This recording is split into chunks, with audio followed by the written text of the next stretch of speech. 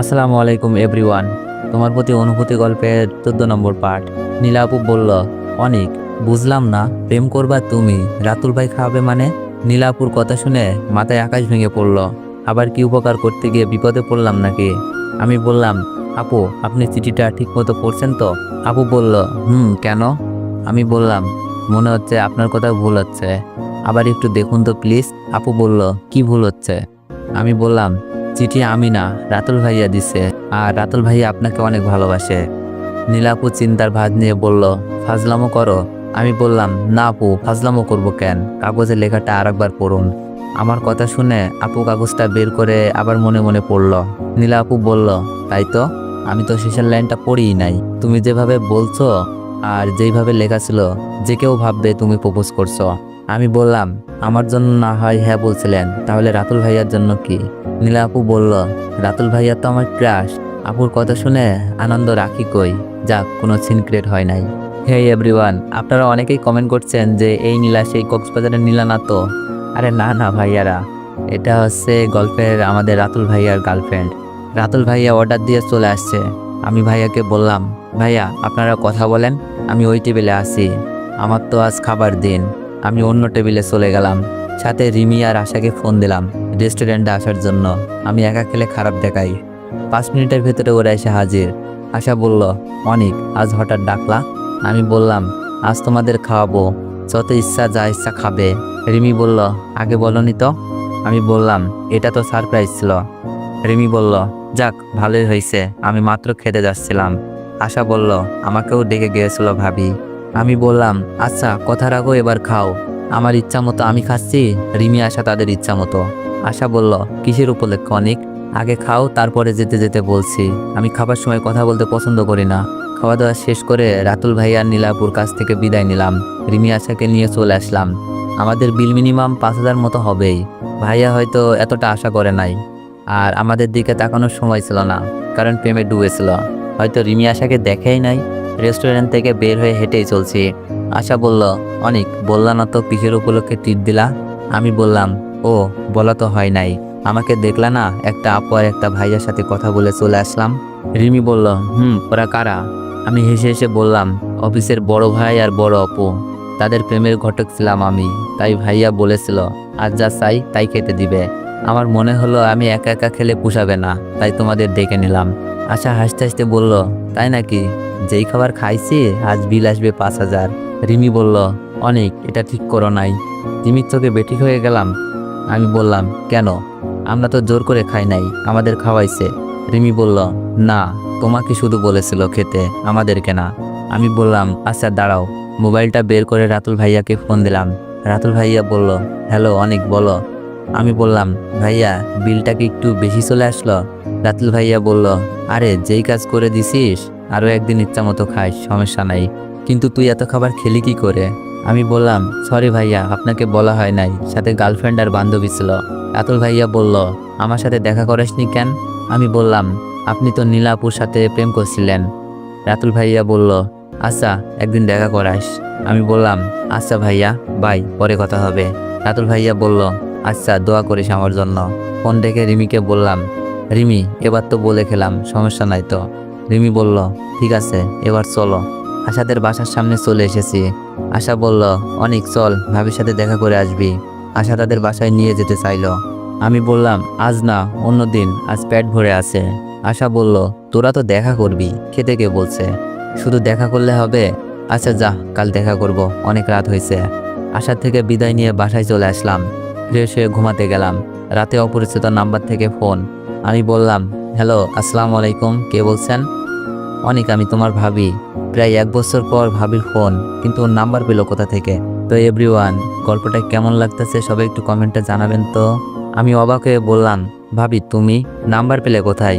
ভাবি কান্না মাখা ভাব নিয়ে বলল, কি মনে করছো তুমি? তুমি কথা না বললে সবকিছুর সমাধান হয়ে যাবে? আমি বললাম, সরি ভাবি, একদিন কথা বলার কারণে তোমাকে 1 মাস বাপের বাড়ি থাকতে হয়েছে। আমি চাই না আমার জন্য আর কোনো সমস্যা হোক। না অনেক, এখন সময়টা আগের মতো নাই। পরিবারের সবাই যেন নিস্তেজ হয়ে গেছে, কেউ কারোর সাথে কথা বলে না, খুব দরকার ছাড়া। ভাবির কথাগুলো কান্নামাখা কণ্ঠে শোনা যাচ্ছে। একটা সময় ছিল আমাদের পরিবারটা হাসি খুশিতে মেতে থাকতো। কেউ কখনো মন খারাপ করে থাকতে পারে নাই, কেউ না কেউ মন ভালো করে দিত। আমি বললাম, কেন ভাবি, এমন পরিবর্তন কেন? কথাটা বলতে চোখ থেকে কয়েক ফোঁটা পানি গড়িয়ে পড়ল। ভাবি বলল, কেন জানো না, মিথিলার মিথ্যা অভিনয় হয়তো আম্মু আব্বুর মুখে রাগ হয়েছে, কিন্তু মন থেকে ঠিকই বলছে আমাদের ছেলেটা এত খারাপ না। ভাবি হয়তো সত্যি কথা বলছে। আমি বললাম, হতে পারে। আম্মু কেমন আছে আর আব্বু? ভাবি বলল, আম্মু শরীরটা তেমন ভালো না, আজই ডাক্তার দেখিয়ে আসলাম, প্রেশার বেড়ে গিয়েছিল। ভাবির কথা শুনে আম্মুর জন্য মনটা কেঁদে উঠল। কান্নামাখা কণ্ঠে বললাম, আম্মুর যত্ন নিও আর আব্বুর খেয়াল রাখো। ভাবি বলল, অনেক বাসায় চলে আসো, হয়তো সবাই তোমাকে মেনে নিবে। আমি বললাম, না ভাবি, মেনে নিলেও মিথ্যা অপবাদ নিয়ে বাসায় যাওয়া সম্ভব না। আমি চাই না আমার চরিত্রের দাগ নিয়ে বাসায় থাকতে। ভাবি বলল, অনেক তুমি কি আর ফিরবা না? আমি বললাম, ফিরবো তো, তবে সম্মান নিয়ে। ভাবি বলল, আচ্ছা অনেক, তোমার কোনো সমস্যা হচ্ছে না তো খাওয়া দাওয়ার? আমি বললাম, না ভাবি, সব কিছু খুব ভালোভাবেই চলছে। ভাবি, এখন রেখে দাও, কেউ দেখলে সমস্যা হবে। কথাটা বলে মোবাইলটা রেখে দিলাম। সকালে ঘুম থেকে উঠেই কলেজ, তারপর অফিস, আবার বাসা, এভাবেই চলছে দিনকাল। খুব ভালোই চলছিল। মাঝে মাঝে আম্মু আব্বুর জন্য মন কেঁদে ওঠে। এত অল্প বয়সে এত বড় একটা অপবাদ নিয়ে বাড়ি থেকে বাইরে বেঁচে থাকাটা হয়তো অনেক কষ্টের হতো, কিন্তু ঘটনাচক্রে আজ রিমিদের বাসায় থেকে সবকিছুই পাচ্ছি। আঙ্কেল আন্টি নিজের ছেলের মতো ভালোবাসে, আর রিমির কেয়ার, সবকিছু মিলিয়ে খুব ভালোই আছি। জানি না এই ভালো থাকাটা আর কতদিন থাকবে, কারণ রিমি আমাকে ভালোবাসে, আর আমিও দিন দিন রিমির প্রতি দুর্বল হয়ে পড়ছি। আমি না, আমার মনে হয় যে কেউ রিমির ভালোবাসার মূল্য না দিয়ে থাকতে পারতো না। এত ভালোবাসা, এত কেয়ার একটা সত্যিকারের ভালোবাসার ইঙ্গিত দেয়। তবে রিমিকে নিয়ে খুব ভয় হয় মাঝে মাঝে, যে আবেগ দেখিয়ে ফেলে। চিন্তার বিষয় হলো, যদি কোনো কারণে রিমি আমাকে না পায় বা আঙ্কেল আন্টি এই ব্যাপারটা না মেনে নেয়, রিমি না উল্টোপাল্টা করে বসে। আর আঙ্কেল আন্টি আমার সাথে রিমির ব্যাপারটা আসলেই মেনে নেওয়ার মতো না। হয়তো যে কোনো বাবা মা তার মেয়েকে এমন ছেলের হাতে তুলে দেবে না, এই ভয় নিয়ে সব সময় পার করছি। দেখতে দেখতে চলে গেল আরও কিছুদিন। সামনে এইচএসসি পরীক্ষা, মানে আর 15 দিন। প্রিপারেশন আলহামদুলিল্লাহ অনেক ভালো। আমাকে অনেক ভালো করতে হবে, নিজের পায়ে দাঁড়াতে হবে, রিমির যোগ্য হতে হবে। রিমির ভালোবাসার মূল্য হয়তো এভাবেই দিতে হবে, কারণ আবেগে ভালোবাসা হয় না। নিজের পায়ে দাঁড়াতে পারলে, ভালো কিছু করতে পারলে হয়তো আঙ্কেল আন্টিও আমাকে মেনে নিতে পারে। আর আমি কখনো আঙ্কেল আন্টির কথার বাইরে যেতে পারবো না। না জানি কোনোদিন বলতে পারি কিনা আমি রিমিকে ভালোবাসি, বিয়ে করতে চাই। আমি যখন মাধ্যমিক পরীক্ষা দিই, আম্মু আমার পাশে রাত 1টা পর্যন্ত বসে থাকতো, চা কফি বানিয়ে দিত, আর ভয় পাবো বলে আমার রুমেই শুয়ে থাকতো। খুব মিস করি সেই সময়টা, হয়তো আর ফিরে আসবে না। রাতে ভাবিকে ফোন দিলাম, আসসালামু আলাইকুম ভাবি। ভাবি বলল, ওয়ালাইকুম আসসালাম, কেমন আছো অনিক? আমি বললাম, ভালো না, আম্মুর কথা খুব মনে পড়ছে। সামনে তো পরীক্ষা, আম্মুর কাছ থেকে দোয়া নেওয়ার জন্য খুব ইচ্ছে করছে, সেই সাথে আম্মুর কণ্ঠটা শুনতে মন চাচ্ছে। ভাবি বলল, আম্মুর কাছে দিব? আমি বললাম, আম্মু কি কথা বলবে? আর সবাই তো জেনে যাবে তুমি আমার সাথে কথা বলো, পরে যদি আবার সমস্যা হয়। ভাবিকে আর বিপদে ফেলতে চাই না। ভাবি বলল, কি করবো এখন? আমি বললাম, আম্মুর নাম্বারটা দাও, আগের নাম্বারটা খুঁজে পাচ্ছি না। ভাবলাম কথা না বলুক, কণ্ঠটা শুনতে পারলেও তো পারবো। ভাবি বলল, দিচ্ছি। ভাবি ফোনটা রেখে টেক্সট করে নাম্বার দিল। নাম্বারটাই কল দিচ্ছিলাম আর হাত কাঁপছিল। আম্মু কি আমার পরিচয় পেয়ে নিজেকে কন্ট্রোল করতে পারবে না, নাকি পরিচয় পাওয়া মাত্রই ফোনটা রেখে দিবে? রিং হচ্ছে। হ্যালো, আসসালামু আলাইকুম। আম্মুর কণ্ঠ শুনে সাথে সাথে চোখ বেয়ে পানি নেমে আসলো। এই কণ্ঠটা যে আমার চিরচেনা, এত মধুর কণ্ঠ আমার আম্মুর। আম্মুর কণ্ঠ আরেকবার শোনার জন্য চুপ মেরে থাকলাম। আম্মু আবার বলল, হ্যালো, কে? কথা বলছেন না কেন? আম্মু, আমি অনিক, কেমন আছো তুমি? কান্না না করে আর পারলাম না। কে অনিক? আব্বা আমার, কই তুই? কেমন আছিস? কোথায় আছিস? একবারও কি আম্মুর কথা মনে পড়ে নাই? তোর জন্য বাবা আমার কি কষ্ট, তোর জন্য আমার চোখের পানির জোয়ার নামে। বাবারে কাউকে বলতেও পারি না, বুঝাইতেও পারি না। তোর মুখে মা ডাক শোনার জন্য মনটা ব্যাকুল হয়ে আছে। তোর কোনো খবর পাই না। এতদিন পর মাকে মনে পড়লো। আম্মু আমার পরিচয় পেয়ে হয়তো নিজেকে কন্ট্রোল করে রাখতে পারে নাই, আম্মুর সাথে সাথে কেঁদে দিল। আমি বললাম, আম্মু, আমি তোমাকে যতবারই কল দিতে গেছি বুকের ভিতরে ভয় করতো। না জানি আমার ফোন পেয়ে তুমি বিরক্ত বোধ হও। আমার মুখের ওপর বলে দাও, অনিক নামের আমার কোনো ছেলে নাই। আমার ছেলে মরে গেছে। মাগো, সহ্য করতে পারবো না। তবে মা, তোমার কণ্ঠ, তোমার আদর পাওয়ার জন্য কত রাত কেঁদে কেঁদে কাটিয়েছি আমি জানি না। মাগো, এমন একটা পাপের বোঝা নিয়ে ঘুরতেছি, তোমার কথা মনে পড়ে কাঁদি, কিন্তু কথা বলার সাহস পাই না। কান্নায় বিভোর হয়ে আসছি। আম্মু বলল, অনিক, তুই তো এমন ছিলি না বাবা, তুই জানিস তোকে আর মিথিলাকে এইরকম ভাবে দেখে আমার ভিতরটা মরে গিয়েছিল। আমি ঠিক মতো ঘুমাইতে পারি নাই। রাতে স্বপ্নে কান্নার আওয়াজ পাই। তোর কণ্ঠের মতো বলে, মা আমি এমন করি নাই। তোর কথা মনে পড়ে খুব, আর চোখ বেয়ে পানি পড়ে। বাবারে, এমন জঘন্য কাজটা তুই কি করে করতে পারলি? আম্মু কান্না করছে, খুব ভালোভাবেই বুঝতে পারছি।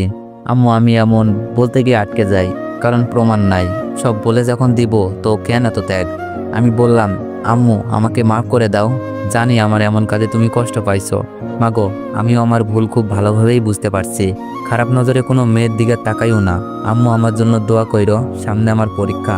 কান্না করছি আর মিথ্যাটা মিল রেখে বলছি। আম্মু অবাক হয়ে বলল, কিসের পরীক্ষা? তুই কি এইচএসসি দিবি? আমি বললাম, দিব তো। বাসা থেকে চলে আসার পর একটা বাচ্চাকে অ্যাক্সিডেন্ট থেকে বাঁচাই। আমার পা ভেঙে যায়। 1 মাস হাঁটা চলা নিষেধ ছিল। কোথায় যাবার নাই, দেখে আমাকে আশ্রয় দিল। আমার সেবা যত্ন করলো। আমাকে কলেজে ভর্তি হতে বলল। সেই সাথে চাকরিও দিল। আন্টি আঙ্কেল অনেক ভালো, আমাকে অনেক আদর করে। আম্মু বলল, বাবা দোয়া করি, কিন্তু আমাকে একটা সত্যি কথা বলবি? আমি বললাম, বলো আম্মু। তুই কি সত্যি মিথিলার সাথে এমন করেছিলি? আম্মু আবার কেঁদে দিল, হয়তো না শব্দটা শুনতে চাচ্ছে। আমি বললাম, আম্মু এখন এসব বলার সময় না। কোনো একদিন হয়তো সবকিছু শুনতে পাবা। তবে একটা কথা বলি, আব্বুকে বইল না আমি ফোন দিয়েছিলাম।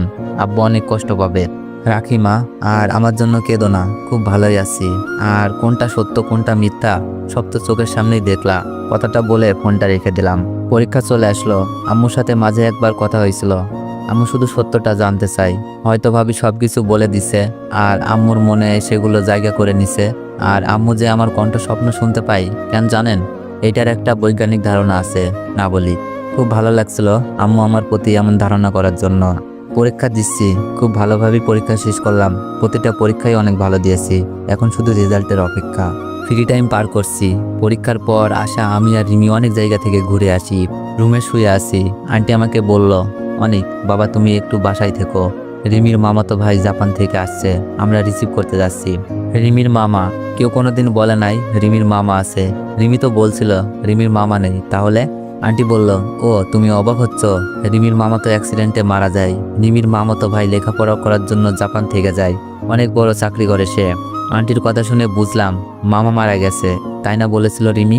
আমি বললাম, আচ্ছা আন্টি রিমি যাবে? আন্টি বলল, রিমি তো অবশ্যই যাবে। রিমির সাথে হৃদয়ের বিয়ে। রিমি যাবে না? আন্টি এটা কি বললা? মন খারাপ করে বললাম, বুঝি নাই। রিমির বিয়ে কবে? আন্টি বলল, রিমি এখনো জানে না, তবে আমার ভাইয়ের সাথে ওদের বিয়ে অনেক আগেই ঠিক করে রেখেছি। লেখাপড়া শেষ করার জন্য অপেক্ষায় ছিলাম। হৃদয় আসার কয়েকদিনের মধ্যে বিয়ের কার্যক্রম শুরু করব। রিমি তো কোনো কিছুই বলে নাই। ভেতর থেকে কান্না বেরিয়ে আসছিল। রিমি কেন আমাকে মিথ্যে ভালোবাসলো? আন্টি বলল, না রিমি কিছুই জানে না, তবে রিমি হৃদয়কে অনেক ভালোবাসে। আন্টি হাস্যোজ্জ্বল মুখ নিয়ে চলে গেল। আমার চোখ বেয়ে পানি পড়ছে, সাথে নানান প্রশ্ন। তো এভরিওয়ান, নেক্সট পার্ট চাইলে একটু বেশি বেশি কমেন্ট করেন, আর একটু বেশি বেশি কপি লিঙ্ক করে দিও। আর যারা যারা ইউটিউব থেকে ভিডিওটি দেখছেন সবাই একটু সাবস্ক্রাইব করে দিও। আর আমার টিকটকের রিয়েল আইডি হলো এমআর দীপু হোসেন।